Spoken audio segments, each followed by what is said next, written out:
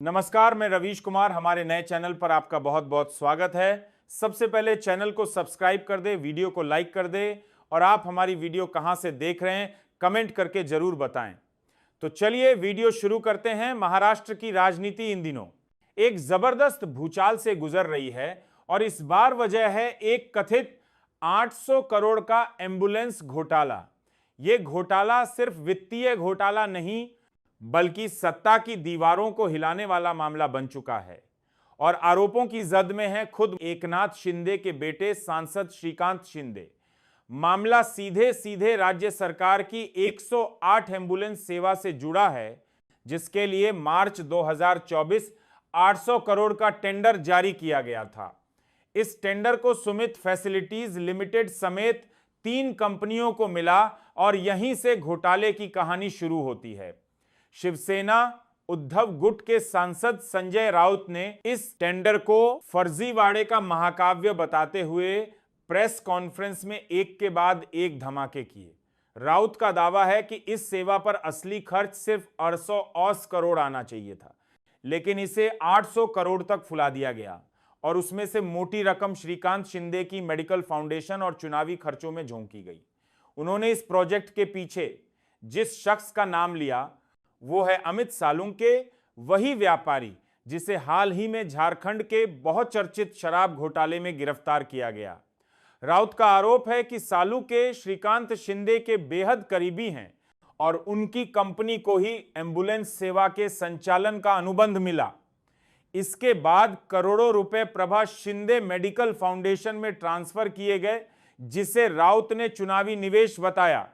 राउत की मांग है कि इस घोटाले की जांच प्रवर्तन निदेशालय एंटी करप्शन ब्यूरो एसीबी से कराई जाए। मामला तब और गंभीर हो गया जब राउत ने दावा किया कि इस घोटाले की रकम का इस्तेमाल विधानसभा और लोकसभा चुनावों में हुआ है।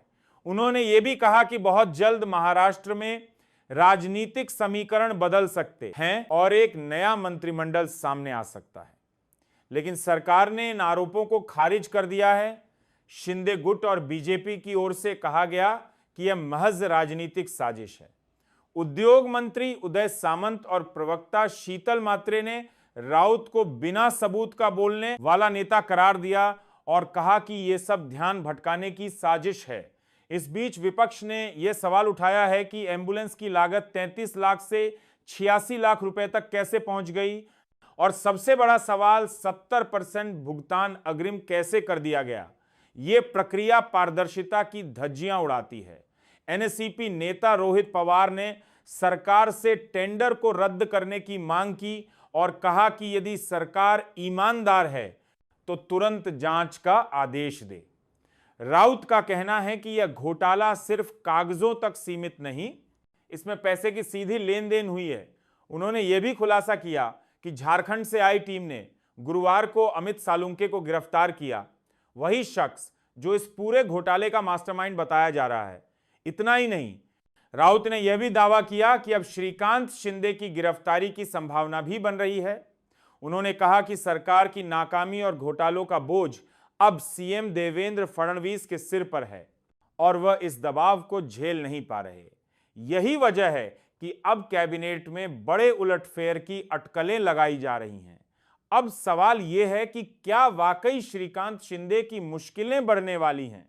क्या संजय राउत के दावे हवा में हैं या आने वाले दिनों में महाराष्ट्र की राजनीति को हिला देने वाला कोई बड़ा विस्फोट होने वाला है?